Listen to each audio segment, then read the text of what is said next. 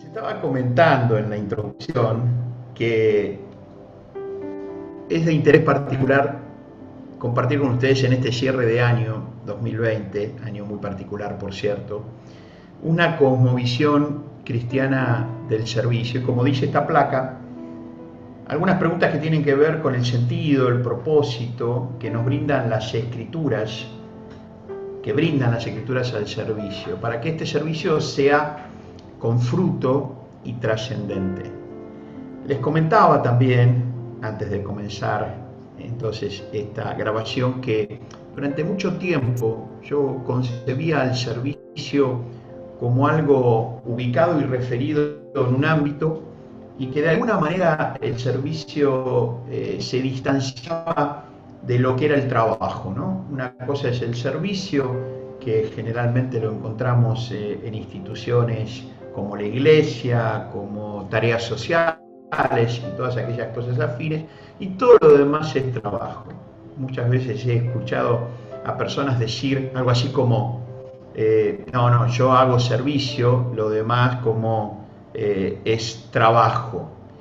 Y eso a mí en algún punto, en algún momento, desde esta búsqueda de un cristianismo de adentro hacia afuera y no condicionado de afuera hacia adentro, esta distinción que alguna vez hemos compartido y que yo les decía como distinción nada más, la diferencia entre la cristiandad como construcción interna, a diferencia del ismo, del cristianismo, que está más organizado de afuera hacia adentro, con normas, con muchas veces hasta con dogmas externos, con estructuras y con una cantidad de cosas que de alguna u otra manera iban condicionando, como esta estructura condicionante, el devenir más natural, bien entre comillas, ¿no? Natural, que estoy queriendo significar el trasfondo espiritual de lo que significa ser cristiano y hacer desde esta cristiandad.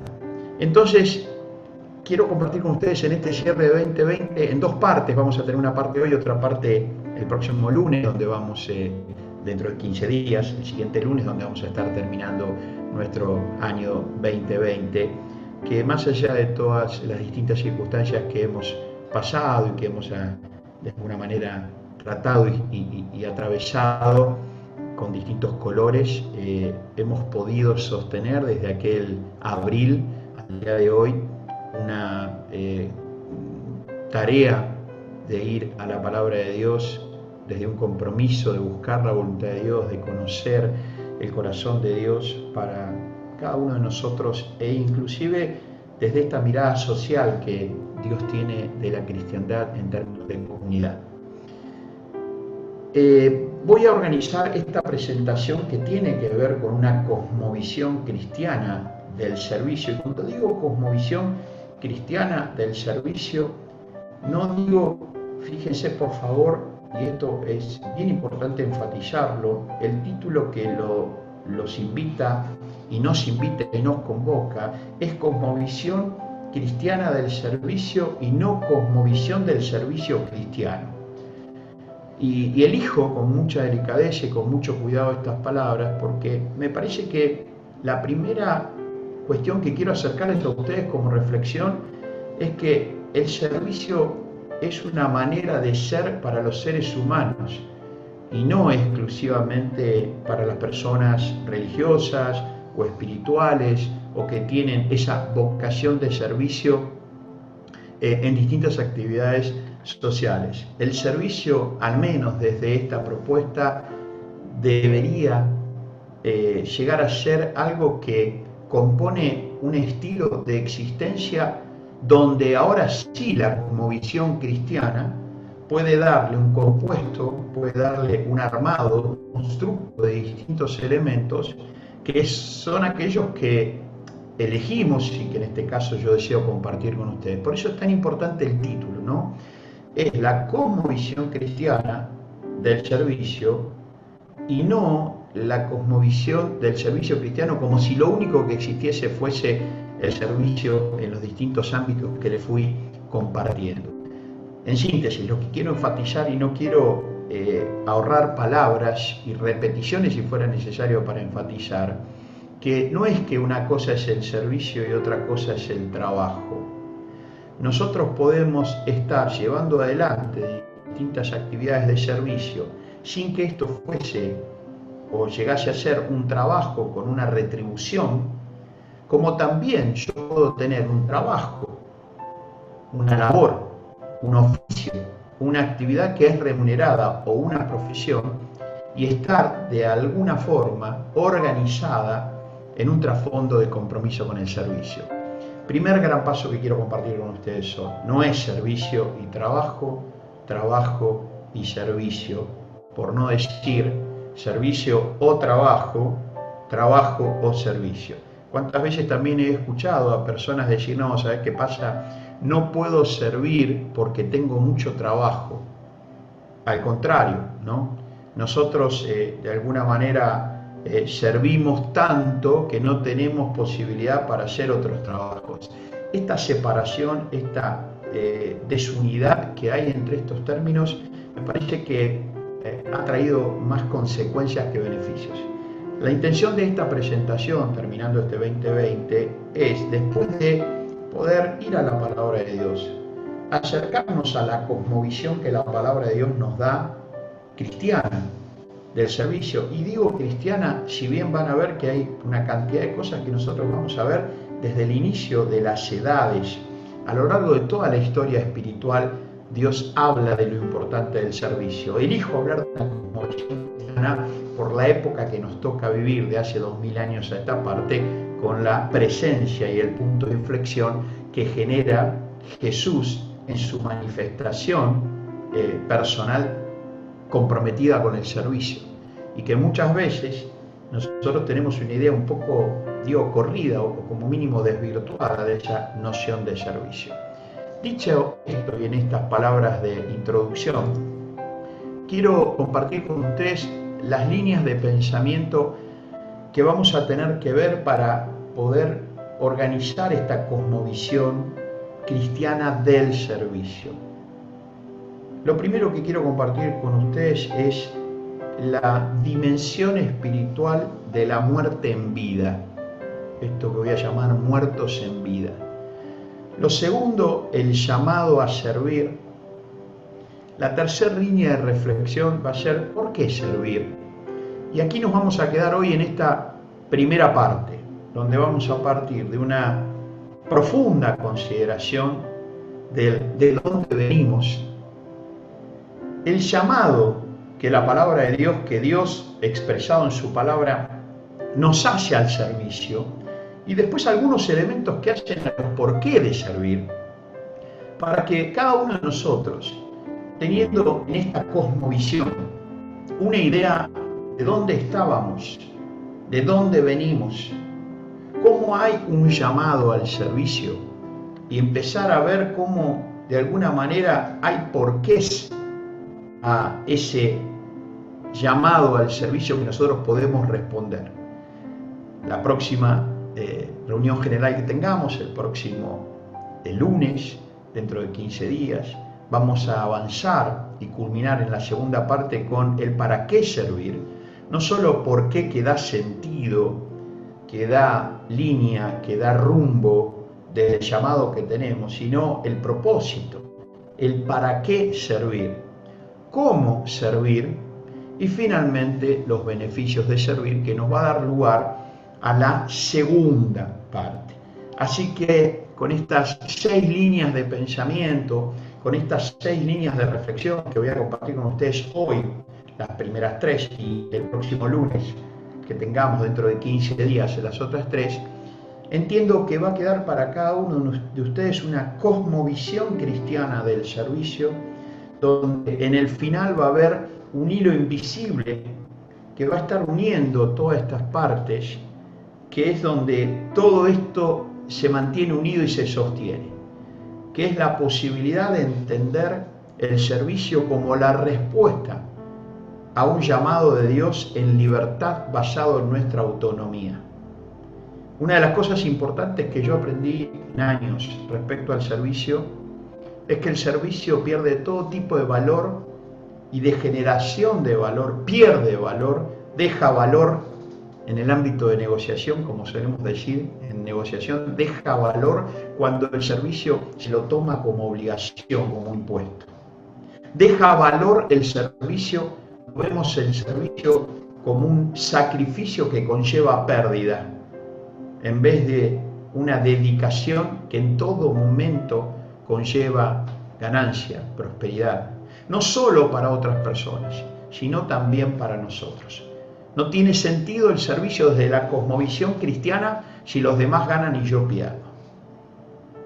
El servicio desde la cosmovisión cristiana es uno de los perfiles más hermosos de la existencia humana y que yo puedo estar llevando a cabo sin siquiera estar pudiendo ser medido eso, porque lo que hago es directamente y linealmente en un ámbito cristiano o eclesiástico.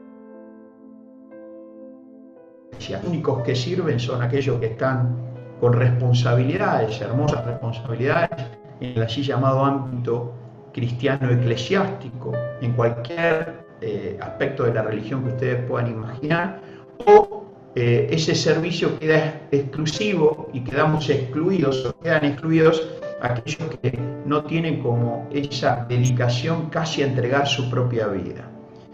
Los estoy invitando a que esta cosmovisión cristiana del servicio pueda impregnarse en cada uno de nosotros para que se manifieste no solamente en esos ámbitos si alguno de nosotros tiene alguna que otra responsabilidad ahí, sino con aquella persona que atiende una mesa, que está despachando un pasaje, que está volando un avión, que está llevando adelante una actividad en una casa, que es representante en una disputa legal, en un juicio, aquel que está dibujando un puente o aquel que está sirviendo en la función pública, como se lo suele llamar, servidores públicos porque está gobernando, teniendo alguna posibilidad de legislar en el ámbito legislativo y impartir justicia en el ámbito judicial. Lo que estoy diciendo es que el servicio no es propio y exclusivo, por tanto excluyente, de aquellas personas que simplemente están en un ámbito religioso o social. Es mi compromiso y es mi intención de fondo traer un mensaje que haga que cada uno de nosotros pueda revisar y pueda profundizar la noción de servicio, desea que lo lleve a cabo desde esta cosmovisión cristiana. Lo primero que quiero compartir con ustedes, y tiene una intención de tomar conciencia de dónde venimos. Ustedes saben que el otro día estaba en una reunión y estábamos celebrando y estábamos disfrutando lo que se estaba viviendo en ese espacio. Y yo les decía que es muy importante tener presente que esto que estamos viviendo y compartiendo, que pareciera ser que siempre fue así, pareciera ser que un día salió de un cascarón y ese tipo de encuentros, de reuniones, de camaradería, de distintas cosas que compartimos siempre fue así. Yo les decía, no siempre fue así. Hubo quien o quienes, las personas que tuvieron una visión, tuvieron un rumbo, tuvieron un compromiso, tuvieron un valor de poder hacer una cantidad de cosas, tomando una cantidad de decisiones, mucho en base a un compromiso de servicio, para lo que hoy es, que alguna vez no fue, se pueda disfrutar y compartir. Esto que estoy diciendo lo quiero decir para que alguna vez la situación no fue como hoy es, en términos de todo lo que la dimensión espiritual nos presenta a nosotros en términos de bendición, de todo lo que Jesús hizo por la humanidad, en todo lo que Dios dejó revelado en su palabra. No siempre fue así, y especialmente no siempre fue así para la condición del hombre. Quiero iniciar contándoles que la muerte es la condición del hombre al nacer. ¿Qué es esto de que la muerte es la condición del hombre al nacer? Lo voy a poner en una figuración que puede ser demandante hasta emocionalmente. Vieron que cuando nace una criatura, un bebé, una beba, los padres, los abuelos, estamos con esa alegría de poder abrazar esta vida en manifestación tan frágil, tan vulnerable, y estamos de alguna manera celebrando la vida. Y es fantástico, no hay momento más hermoso. Cualquiera de ustedes puede tener memoria de sus hijos, y si son abuelos, Yo lo tengo de mis 2 hijos y lo tengo de mi nieta. En el momento que tenés esa vida en tus manos, tan frágil y tan dependiente. Ahora, quiero contarles algo. Espiritualmente, toda persona que nace con la condición de muerte, no nace con la condición de vida. Y esto tiene que ver con lo que voy a comentarles, y mucho va a significar de impacto en la cosmovisión, en virtud de dónde venimos, de esta cosmovisión cristiana del servicio. Dice la palabra de Dios en Romanos 5:12 lo siguiente: por tanto, como el pecado entró en el mundo por un hombre, y por el pecado la muerte, así la muerte pasó a todos los hombres por cuanto todos pecaron. Este es un solo versículo de la palabra de Dios y es una impactante síntesis del origen de los tiempos. Una impactante síntesis y comprensión espiritual de la película. Muchas veces hemos hablado con ustedes y hemos compartido cómo Dios en el origen pensó a la humanidad. Eso quiere decir Adán. Adán quiere decir humanidad. Por eso el primer hombre y la primera mujer, ambos se llamaban Adán. No se llamaban Adán y Eva. Eva pasa a llamarse Eva por un nombre que le impone el hombre, Eva, que es madre de todos los nacientes. Y eso a continuación de lo que sucede en Génesis 3.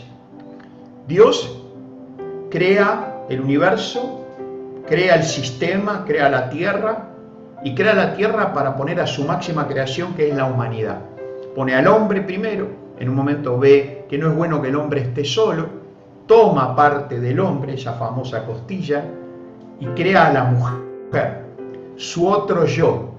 En arameo, el nombre del hombre era Ish, I-S-H, y el nombre de la mujer era Isha, que es mi otro yo. Esto es que para el hombre no había una división con la creación llamada mujer, y para la mujer no había una diferencia con el hombre. Ambos eran creados por Dios el uno para el otro, era una unidad indivisible. Y ambos para Dios, esto lo dice Génesis 5, eran vistos como la humanidad. El Adán de Dios no era el hombre, el Adán de Dios era el hombre y la mujer. Dios les da bendición, prosperidad, les dice: he creado esto para ustedes, habítenlo, reproduzcanse, multiplíquense, generen fruto, administren la creación. Lo único que no pueden hacer, hay una sola condición restrictiva, lo único que no pueden hacer es tal cosa que está detallada en Génesis capítulo 12.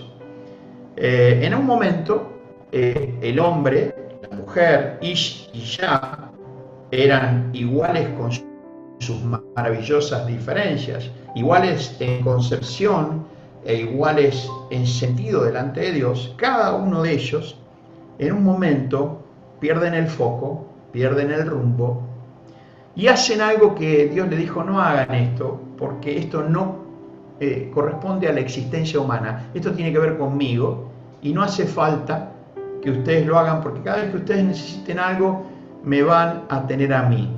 Así como que Dios le dijo: no hace falta que ustedes hagan esto para convertirse en dioses de ustedes mismos. Estén atentos con esto. Bueno, algo sucede en ese momento en Génesis 3, que ellos son tentados a no sostener ese compromiso con su creador y juegan el juego de ser dioses para sí mismos. Bueno, esto, que termina siendo una transgresión inicial, como pasar la línea, después termina siendo lo que la Biblia llama pecado. ¿Qué es el pecado? Que a veces lo ponemos tan grande el pecado que nadie peca, porque yo no quiero ser visto como un pecador. La Biblia es mucho más humana en ese sentido. El pecado aquel, como el pecado de hoy, es cada vez que nosotros, conociendo aquello que de alguna manera es necesario hacer, corresponde hacer, ni hablar cuando Dios nos pide hacer, y nosotros deliberadamente, basados en nuestra autosuficiencia y muchas veces en nuestro ego, hacemos lo que nosotros consideramos que es mejor, de alguna manera transgrediendo aquello que Dios le había dicho al Adán, al hombre y a la mujer, que no haga. En ese momento, el hombre, ahora es el Ish, es aquel que hace concretamente el acto de desobediencia.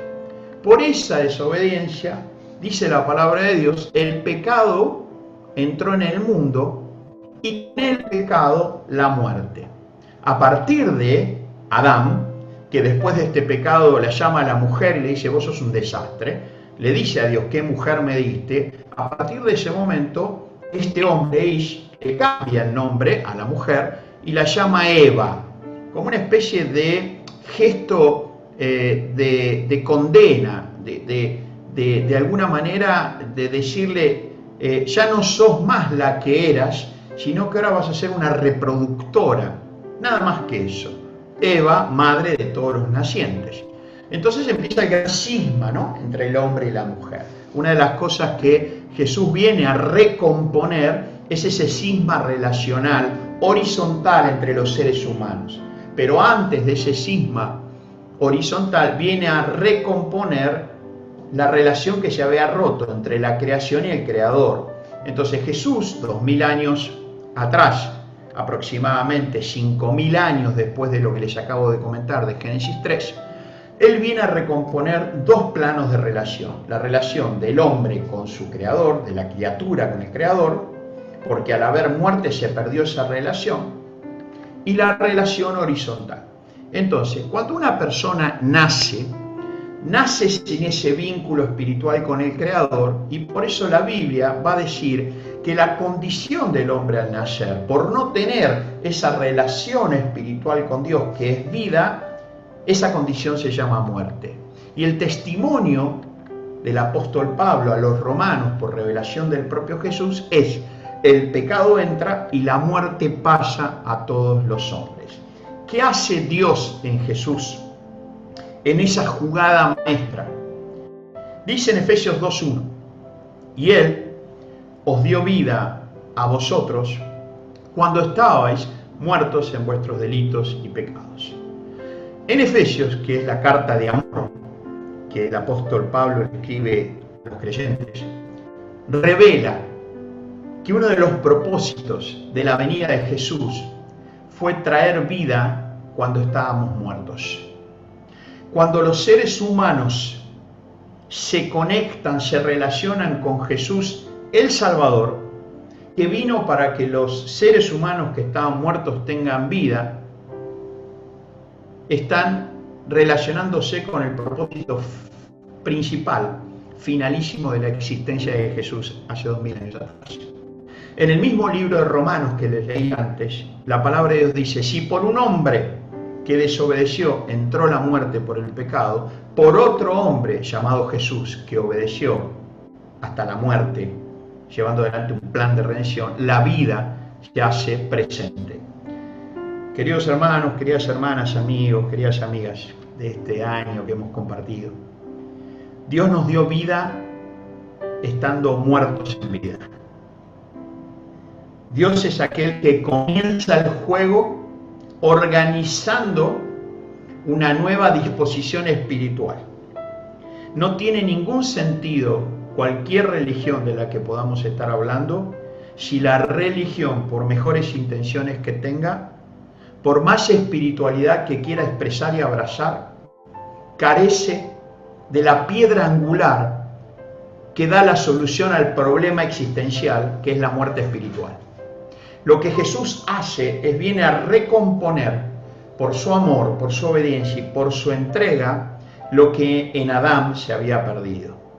Dios, dice Efesios 2:1, nos dio vida estando muertos en vida. Por eso yo les decía en el comienzo, cuando ese bebé está en las manos, que es pura belleza y vida, ese ser humano necesita llegar a recomponer espiritualmente su relación con Dios.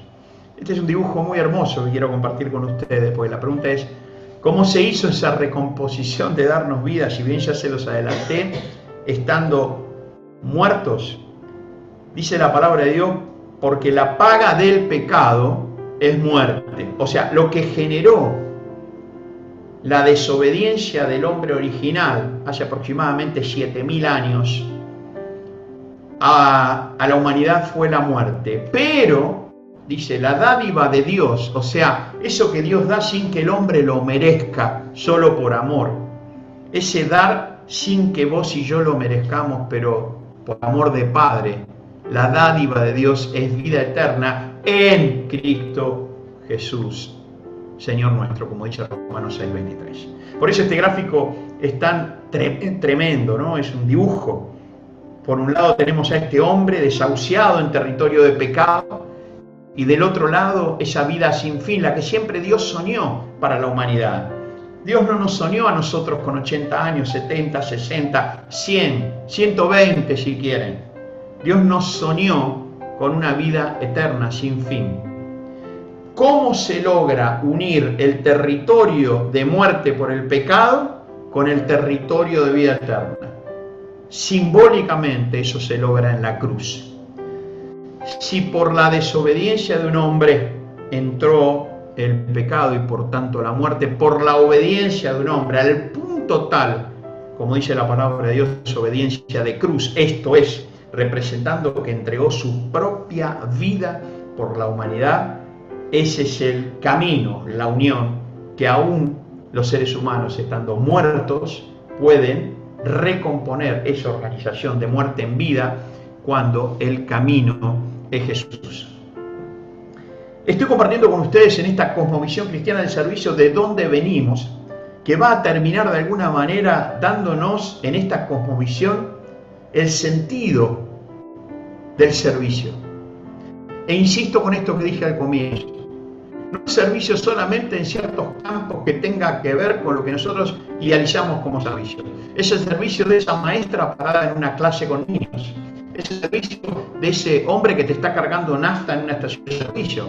Es el servicio que cada uno de nosotros podemos estar dando cuando hacemos educación, cuando estamos haciendo algún asesoramiento en una empresa. No es que cuando yo asesoro una empresa trabajo y cuando estoy acá con ustedes sirvo. Esa disyunción, esa diferencia, esa separación hace que muchas veces la gente viva pesada y cargada con lo que hace, en vez de vivir con el gozo de servir. Esto de que una la tierra de pecado y muerte por medio de Jesús en su entrega con una tierra diferente, cuando la persona pasa de muerte a vida, eso la palabra de Dios lo llama el nuevo nacimiento. Y cómo ustedes y yo, cualquier persona puede pasar de una tierra en el gráfico a otra tierra. ¿Cuál es el movimiento lingüístico? ¿Cuál es la manifestación que nosotros, dice la palabra, necesitamos llevar a cabo?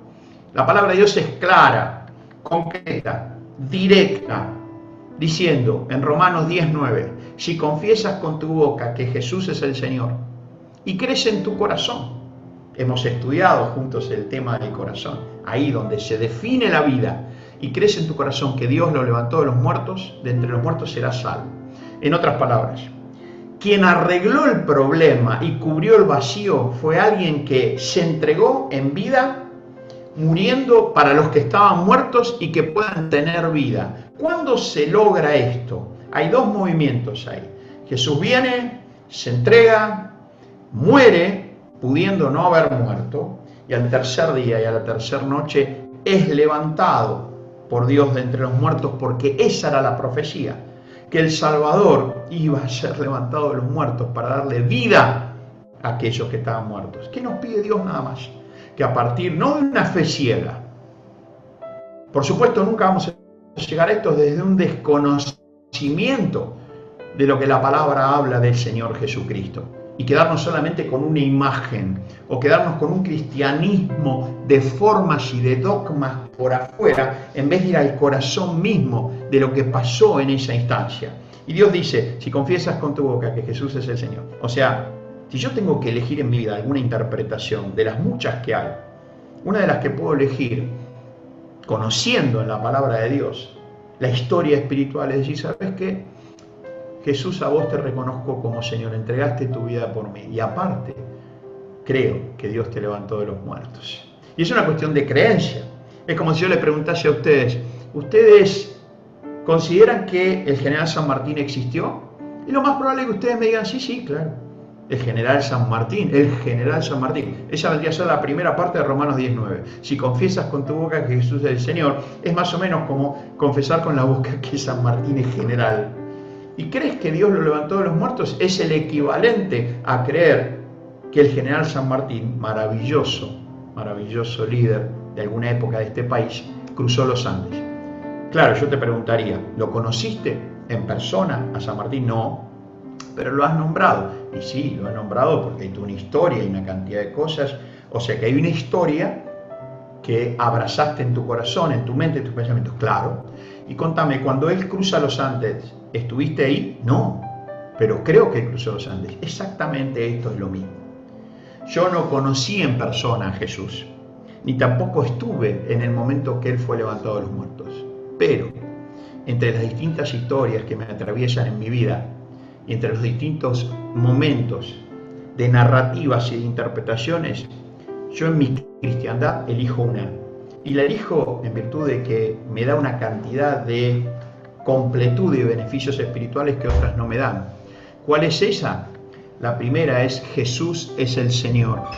Y la segunda, creo en mi corazón que Dios lo levantó de los muertos. Así como en este momento, si vos confesás con tu boca que Jesús es el Señor y crees en tu corazón que Dios lo levantó de los muertos, dice la palabra que sos salvo. ¿Qué es el salvo? Pasar de muerte a vida. Y esto es un momento espiritualmente casi indescriptible. Es lo que la palabra de Dios lo llama renacer, o sea, nacer de nuevo. ¿Alguna vez naciste? Yo nací un 19 de octubre de 1962. Y alguna vez teniendo 17, 18 años y pudiendo, a pesar de tener todo un contexto religioso familiar y de práctica, nunca había abrazado y comprendido en mi corazón la figura icónica, espiritualmente hablando, del Señor Jesucristo.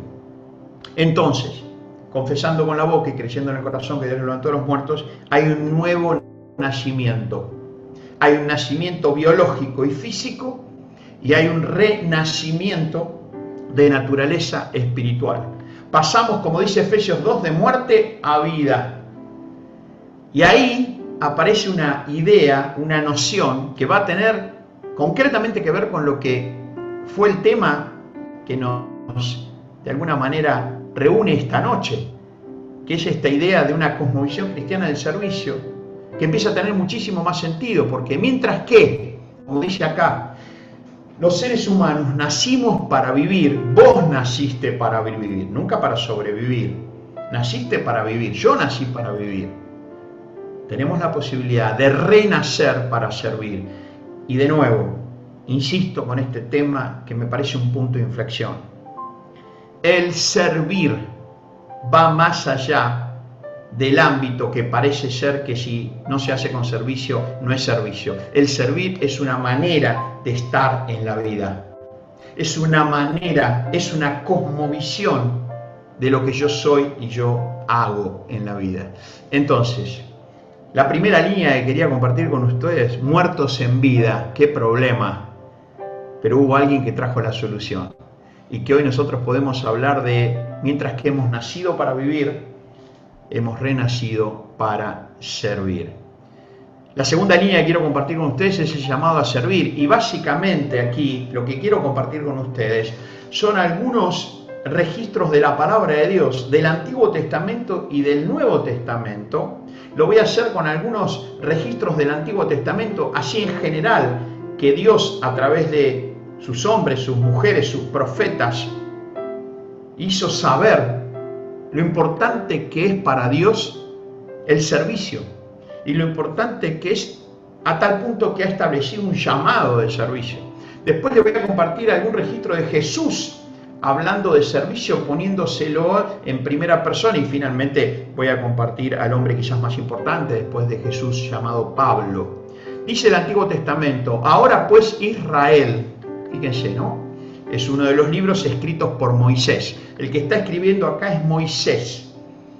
Escuchando la voz de Dios, escuchando el llamado de Dios, le habla en nombre de Dios al pueblo de Dios, al pueblo amado de Dios, que eso es lo que quiere decir Israel.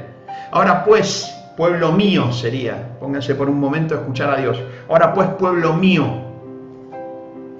¿qué pide Jehová tu Dios de ti, sino que temas a Jehová tu Dios? Esto es, que lo respetes de corazón, no con ese miedo que esclaviza, que limita, sino con ese respeto reverente de corazón, que hace que la relación con Dios sea una relación real y no una relación abstracta, ficticia, donde puedo hablar de Dios, pero como no está ese respeto reverente, porque no está la relación, entonces Dios está en mi lenguaje, pero no en mi relación. Por eso es relación, no religión. Dios propone la relación y desde ese lugar dice, ¿qué te pide Dios? Sino que lo respetes de corazón, profundamente, que andes en todos sus caminos y que lo ames. Miren lo que pide Dios, ¿no?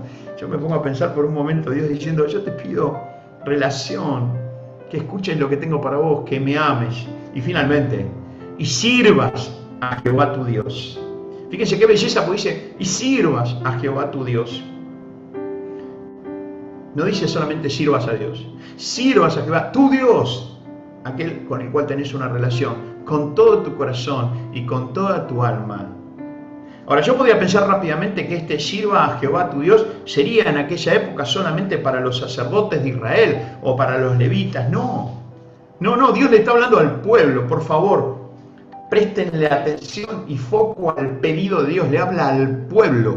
Por supuesto que aquellos que tenían un rol sacerdotal o levítico tenían una responsabilidad de servicio, pero Dios no le habla solamente a los que cuidaban el templo o enseñaban la Torá, Dios le habla a su pueblo. Imagínense que en el pueblo de Israel había carnicería, en el pueblo de Israel había algunos lugares que cuidaban a los niños, en el pueblo de Israel había un lugar donde hacían los fines de semana algún espectáculo para que el pueblo de Israel, cualquiera que tenía distintas actividades, Dios dice, cuando hagan lo que hagan, háganlo pensando en que me sirven a mí. Miren la concepción del servicio de parte de Dios. En el Salmo 100, versículo 2 dice, sirvan al Señor con alegría, vengan ante su presencia con regocijo. Esto fue para mí uno de los grandes impactos al considerar hace unos años atrás la noción de servicio que empezaba a ver en la palabra de Dios y que no era la misma que yo había sido educado. Era como que la alegría, el gozo de servir no era una bandera. Era como que servir, sí, tengo que servir, voy a servir, pero mi rostro manifestaba una condición diferente. Era como que el servicio terminaba siendo una carga, terminaba siendo un peso. Generalmente nuestro rostro tiene alegría, felicidad y regocijo cuando lo que hacemos es algo que lo hacemos porque nos mueve y nos conmueve. Entonces Dios nos llama al servicio y nos dice, sirvan al Señor con alegría, vengan. Hay un llamado, vengan ante su presencia con regocijo. Ya con Jesús en vida, Él en un momento, en muchas de sus enseñanzas, tema del servicio, pero elegí un versículo en particular. Miren lo que dice. Porque, dice Jesús, ¿cuál es el más importante? ¿El que se sienta a la mesa o el que sirve? No es el que se sienta a la mesa. No hay como una concepción que el servido es más importante que el que sirve. ¡Qué bárbaro! La naturalidad con que Jesús habla del servicio. Sin embargo, yo estoy en medio de ustedes como el que sirve. Él estableció que la importancia, está hablando de una comida en una posada de Belén, de aquel momento, de Jerusalén. No es más importante el que viene, se sienta, lo tienen que atender, paga y se va, que el que sirve. Bueno, yo quiero contarles algo. Yo acá no vengo a ser servido, vengo a servir. ¡Qué tremendo! Jesús estableciendo dónde está el mejor lugar en esta relación, servir, servido, servido, servir. Siervo y aquel que recibe los beneficios de ese servicio. Y después el apóstol Pablo, más directo, el apóstol Pablo era muy concreto, dice, esfuércense, no sean perezosos, y sirvan al Señor con corazón ferviente. De nuevo, mientras que en el Antiguo Testamento Dios se refiere al pueblo, ya en el Nuevo Testamento empieza a aparecer la noción más concreta de la iglesia Pero iglesia no como templo, no como estructura, sino como comunidad. Y Pablo dice, esfuércense, no sean perezosos y sirvan al Señor con corazón ferviente. Con corazón ferviente. Y les puedo asegurar que el apóstol Pablo no estaba hablándole a sus colaboradores. Es una epístola a Romanos que se le escribe a los creyentes en Roma, a los reunidos en el nombre de Jesucristo en Roma. No le está hablando al liderazgo. Entonces está diciendo que el servicio es algo que es un hilo fino que une a toda la comunidad. Todos servimos. Cuando estamos juntos como comunidad y cuando fuera de la comunidad estamos haciendo distintas cosas, pero con el trasfondo del servicio. Lo primero que les quise compartir fue de dónde venimos. Venimos estando muertos en vida y Jesús solucionó ese problema permitiéndonos superar la muerte con la entrega de su vida. Después vimos el llamado constante de Dios en toda la historia espiritual, el llamado al servicio.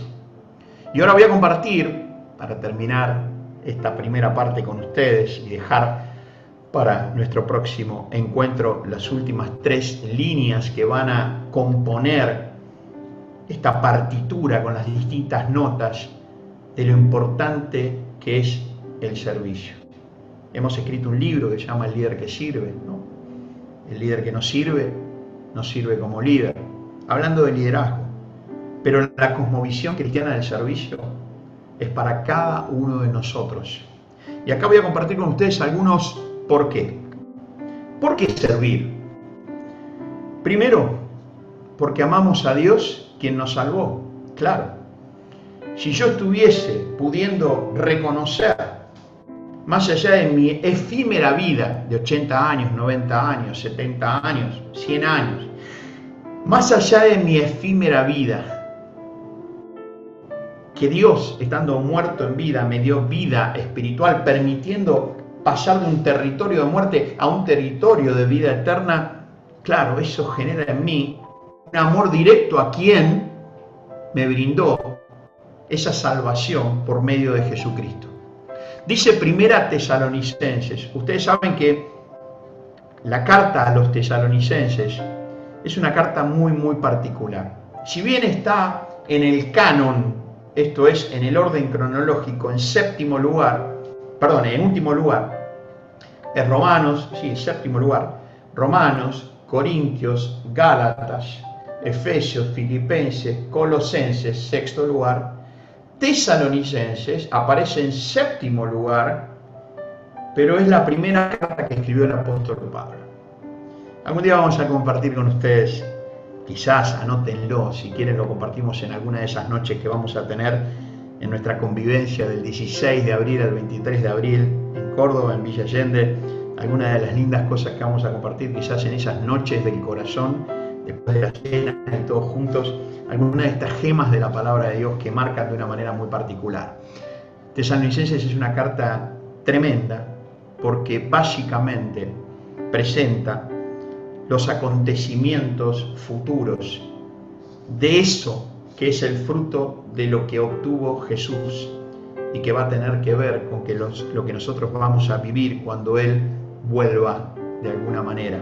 Esa segunda venida está expresada por el apóstol Pablo en Tesalonicenses. Y los tesalonicenses quedaron de alguna manera choqueados, quedaron totalmente conmovidos por encontrar sentido a lo que Dios había hecho por la humanidad.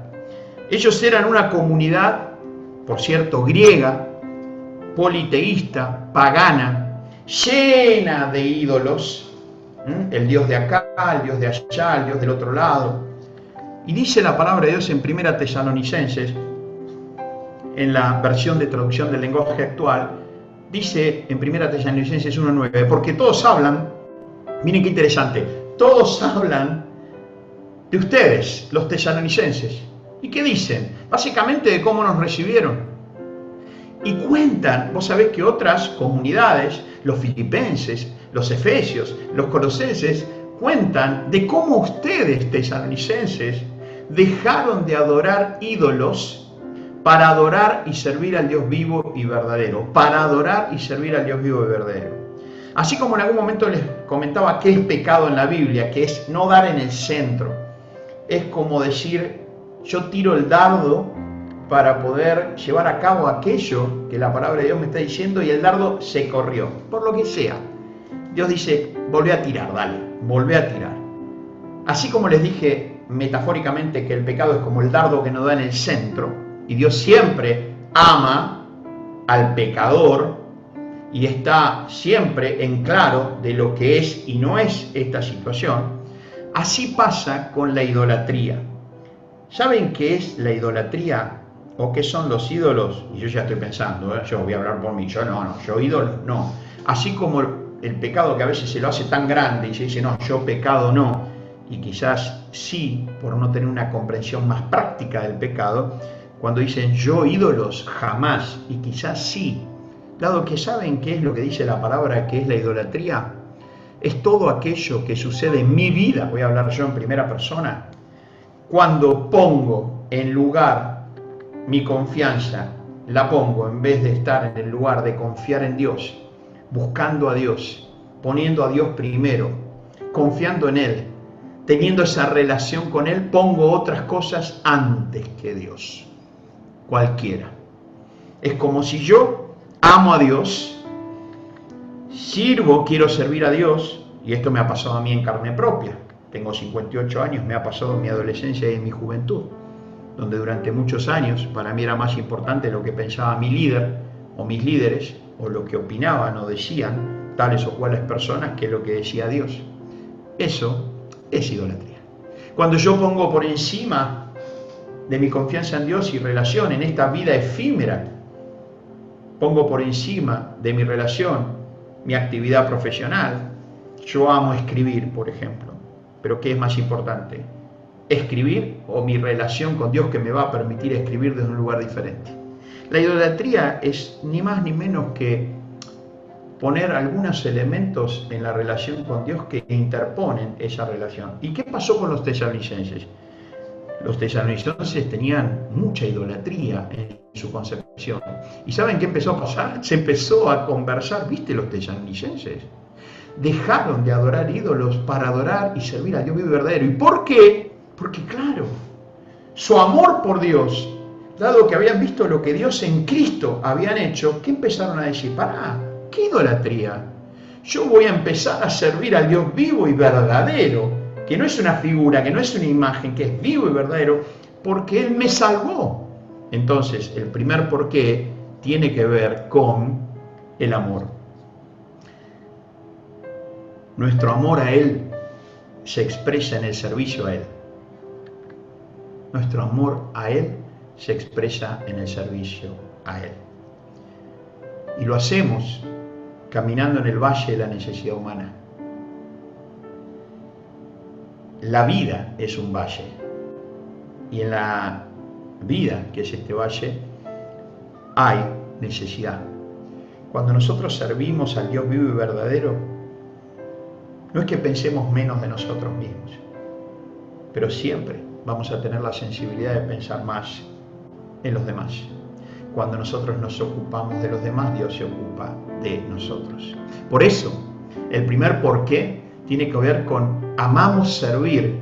Insisto con este tema bien enfáticamente. Servir no tiene que ver, hoy me toca a mí estar abriendo las escrituras, en la reunión anterior lo hizo Roger y en otras reuniones van a haber otras personas abriendo las escrituras. Y van a ver que cuando hagamos esa convivencia en abril, va a haber un montón de personas que van a estar sirviendo de distinta manera. Las reuniones que ustedes tienen cada 15 días, los grupos de comunión, hay personas que se preparan, que les dan la bienvenida, que invitan a otros, están en servicio en esta comunidad. Ahora, ¿desde qué lugar lo hacen? ¿Cuál es la emoción predominante? Lo hacen por amor.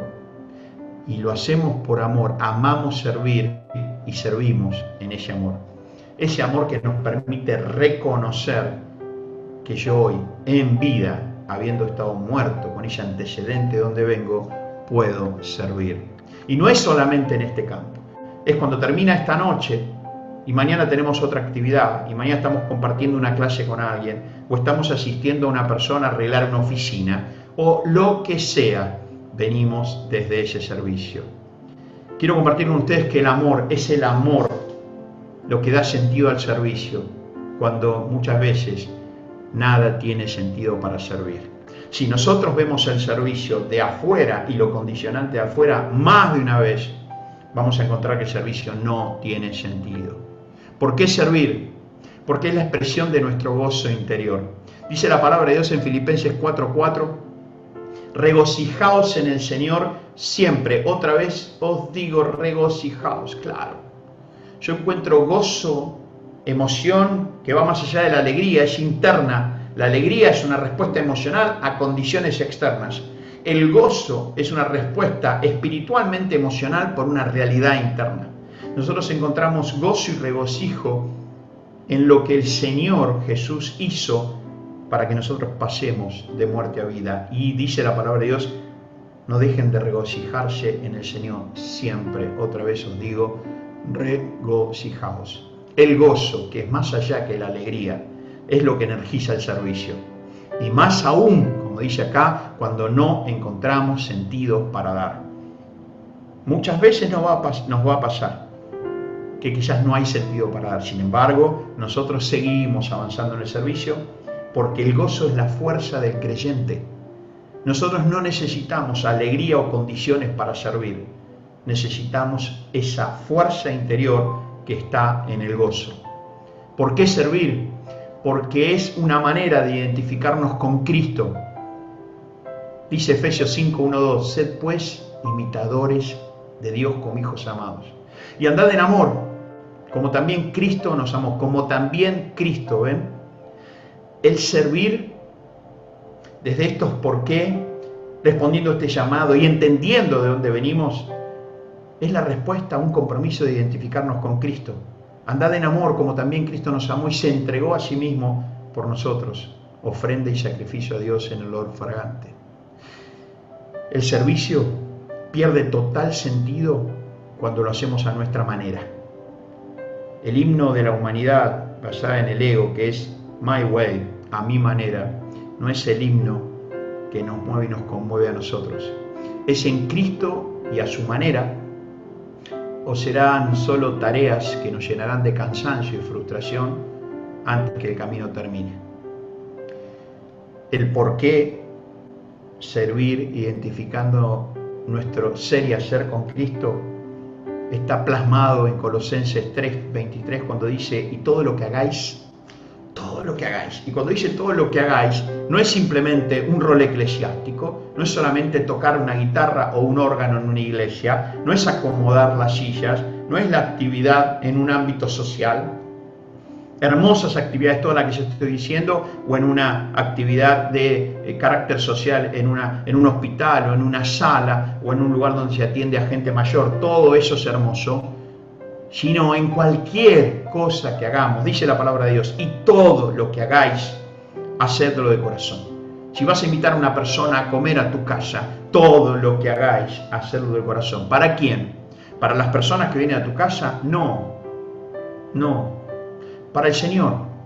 ¿Cómo para el Señor? Y no para los hombres. Claro, cuanto más yo hago lo que hago para el Señor, buscando la identificación con Cristo, más ustedes van a ser beneficiados por ese impacto. Ya sea que ponga una mesa, ya sea que prepare un asadito, ya sea que haga cualquier cosa, ya sea que te ayude a empujar el auto porque te quedaste sin batería. No lo hago para los hombres, las mujeres, lo hago para el Señor. Y acercándonos al cierre en esta tercera línea de por qué servir, esto es algo especialmente importante que en algún momento lo vamos a profundizar desde esta comunidad de fe y de práctica, como empezamos a conversar con Roger la última vez, ver a la iglesia como una comunidad de fe y de práctica. Pero quiero adelantar que el servicio encuentra sentido cuando entendemos que nosotros tenemos un lugar y una función que nadie puede reemplazar.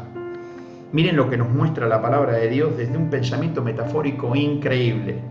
Dice 1 Corintios 12, además el cuerpo no es un solo miembro, está hablando de este cuerpo, lo que tenemos acá. Piensen por un momento en el cuerpo. Es una alegoría, una comparación entre el cuerpo humano y una comunidad cristiana. Además el cuerpo no es un solo miembro, sino muchos. Mirá lo que dice, si dijera el pie porque no soy mano, no soy del cuerpo, ¿por eso no será del cuerpo? Y si dijere la oreja porque no soy ojo, no soy del cuerpo, ¿por eso no será del cuerpo? Y si todo el cuerpo fuese ojo, ¿dónde estaría el oído? Y si todo fuese oído, ¿dónde estaría el olfato? Mas ahora Dios ha colocado los miembros, cada uno de ellos, en el cuerpo como Él quiso. Porque si todos fueran un solo miembro, ¿dónde estaría el cuerpo? Pero ahora son muchos los miembros, pero el cuerpo es uno solo. Ni el ojo puede decir a la mano, no te necesito, ni tampoco la cabeza a los pies, no tengo necesidad de vosotros. Versículo 27, vosotros, pues, sois el cuerpo de Cristo y miembros cada uno en particular. Si nosotros por un momento solamente tomamos una perspectiva de palabra y vida como una comunidad de encuentro, de creencia, de fe, de práctica, cada uno de nosotros, desde la perspectiva de Dios, tiene un lugar y una función que ningún otro puede reemplazar. Miren lo que pasó, ¿no? Hicimos la práctica, como lo hacemos siempre antes de encontrarnos y grabar, con el equipo que se encarga de toda esta parte, y la primera vez pasó en todo el año que tuvimos serios inconvenientes en la conectividad, en la grabación, hicimos pruebas, y la pregunta es, menos mal que ahí estuvieron presentes las personas, en este caso Rodrigo, Caro, comprometidas en un lugar y función que yo no podía reemplazar. Esta es la idea de cómo el cuerpo, cuando empieza a funcionar aceitadamente, el valor agregado que se da del servicio. Pero olvídense de este ámbito que es un ámbito de aprendizaje, de enseñanza de la palabra de Dios, de comunión.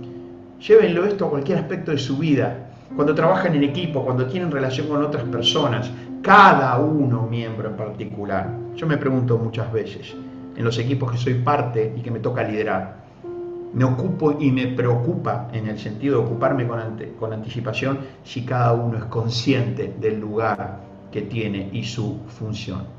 ¿Por qué servir? Porque tenemos un lugar y función que nadie puede reemplazar.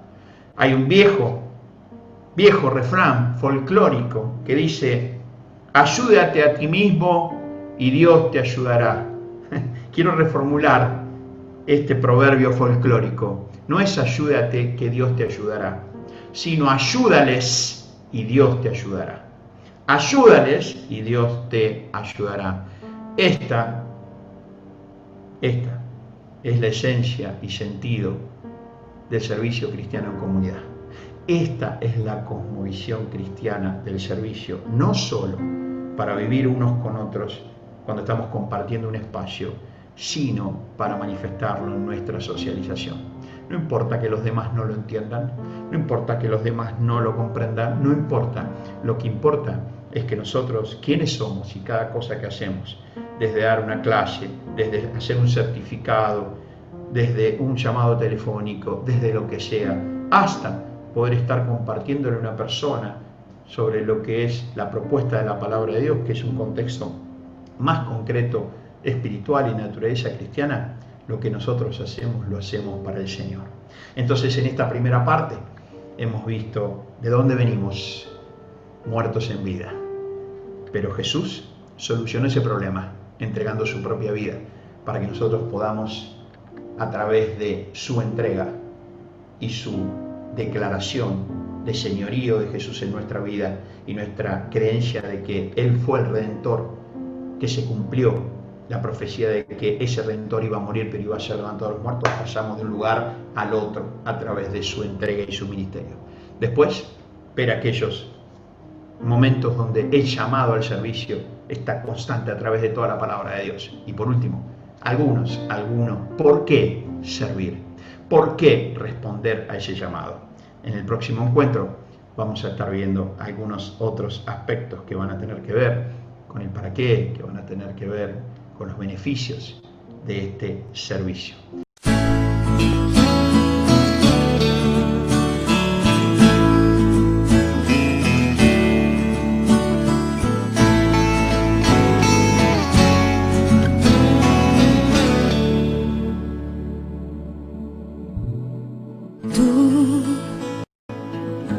has venido a la orilla,